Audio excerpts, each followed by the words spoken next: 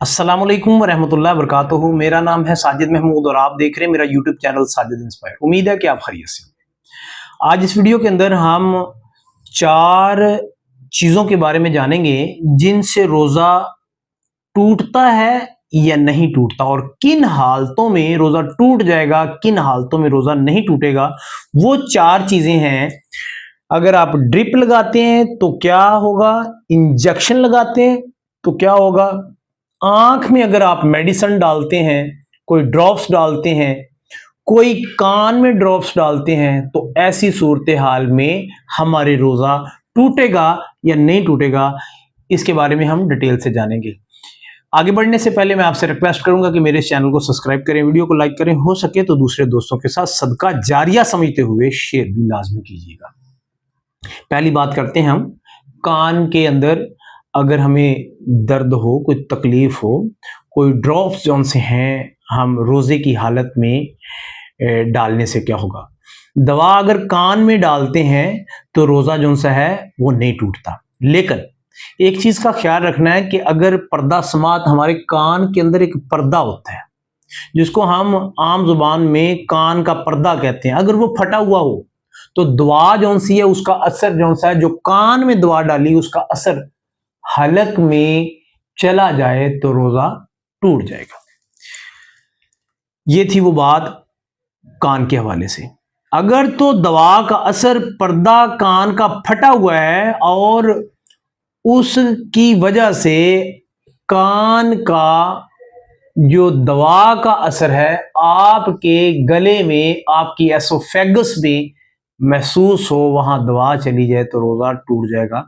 दूसरी बात करते हैं आंख के बारे में कि अगर हम आंख में आई ड्रॉप्स डालते हैं तो क्या होता है। आंख में आई ड्रॉप्स डालने से रोजा नहीं टूटता, और अगर आंख में आपने आई ड्रॉप्स डाले हैं और फिर भी डालने के बाद आंख के अंदर जो ड्रॉप्स डाले उनका टेस्ट हलक में चला गया, उसका जायका आपको हलक में महसूस हुआ, एसोफेगस में महसूस हुआ, तो इससे जो सा रोजा नहीं टूटता।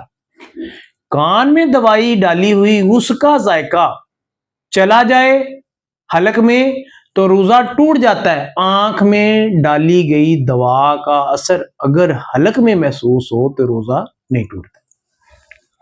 अब हम आगे बढ़ते हैं। इंतहाई गौर तलब बातें, ड्रिप और इंजेक्शन।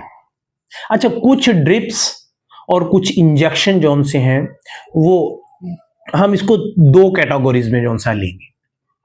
देखें, आसान अल्फाज में समझने की कोशिश करें कि कुछ, अगर एक रोजादार है, रोजा रखकर कमजोर हो गया और यकदम से उसका ब्लड प्रेशर जौन सा है वो लो हो गया, गिर पड़ा, बेहोश हो गया, या ऐसी हालत हो गई कि फौरन जौन सा है उसको इब्तदाई तिब्बी इमदाद देने की जरूरत पेश आई और डॉक्टर ने फौरन जौन सा उसको ग्लूकोज की ड्रिप लगा दी।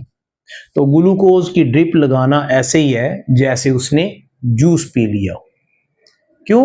क्योंकि वो जो ग्लूकोज की ड्रिप है उसने फौरन अंदर जाकर तो क्या करना है, उसको एनर्जी प्रोवाइड करनी है, उसको कैलोरीज मुहैया करनी है, उसकी कमजोरी को दूर करना है, उसको गजा की जगह पर एक गजाई ताकत देनी है।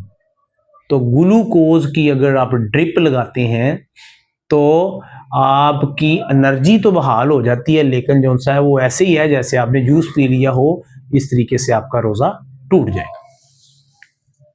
अच्छा, इंजेक्शन की बात करते हैं कि इंजेक्शन जो सा है, अगर तो वो दर्द का इंजेक्शन है।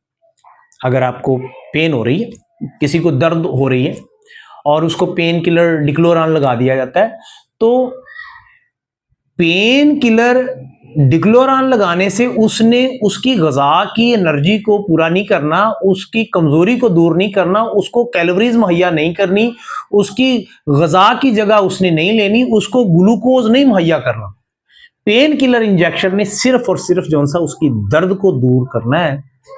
और इसी तरह वैक्सीन का कोई इंजेक्शन है, कोई एंटीबायोटिक इंजेक्शन है, कोई बुखार का इंजेक्शन है किसी किस्म का, जो उसकी दवा की जगह नहीं ले रहा, सिर्फ उसको उसके दर्द को दूर कर रहा है, उसके फीवर को दूर कर रहा है, तो ऐसा इंजेक्शन जो दवा के तौर पर नहीं है, जो उसको कैलोरीज मुहैया नहीं कर रहा, उससे रोज़ा नहीं टूटेगा।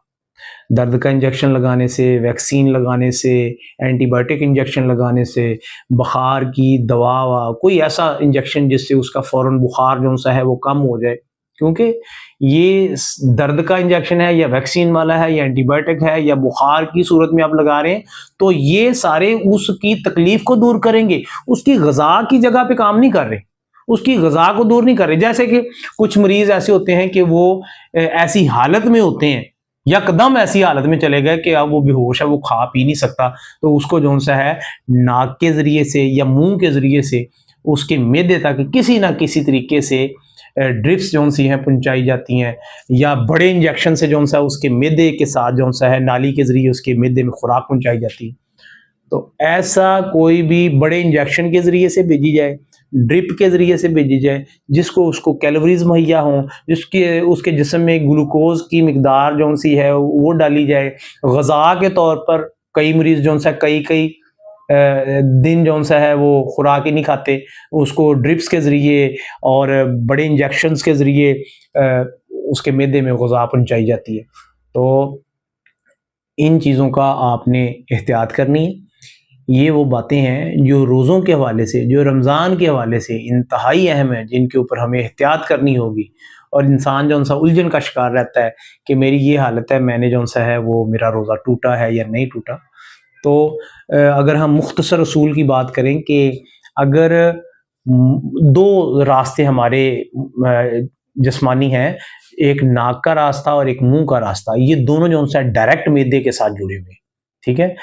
इंजेक्शन के जरिए या ड्रिप के जरिए कोई भी चीज़ जब हमारे हलक के होती हुई मैदे में पहुंचेगी, जो हमारी ग़िज़ाई किल्लत को दूर करेगी, ग़िज़ा की जगह इख्तियार कर लेगी, उससे रोज़ा टूट जाएगा।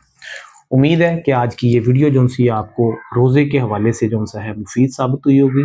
अगर ये बातें पसंद आई हों, सदका जारिया समझते हुए दूसरे दोस्तों के साथ शेयर करें, मेरे इस चैनल को सब्सक्राइब करें, वीडियो को लाइक करें और एक प्यारा सा कमेंट्स भी लाजमी कीजिएगा। मिलेंगे एक नई वीडियो के साथ, तब तक साजिद इंस्पायर को इजाज़त दें। अपना और अपने इस चैनल का ख्याल रखिएगा। अल्लाह हाफिज़।